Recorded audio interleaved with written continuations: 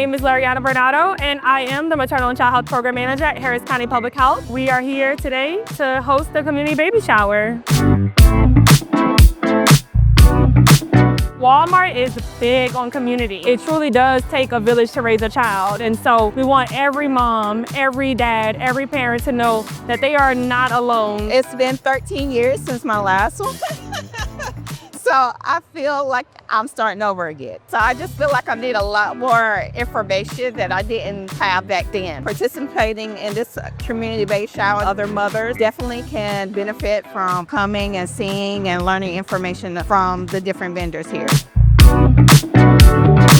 Lots of exciting opportunities here. We have people from different healthcare services, different mental health initiatives. Like I said, I run the nutrition. We also have a lot of financial resources, so it's a wealth of information for everyone. We have our cholesterol and sugar screening. One finger stick, which kind of scares people, but we explain to them it's painless. With that one finger stick, our device is able to read both the glucose and the cholesterol. Of course, we're healthcare, so what will we be without the apples, without the oranges and the water?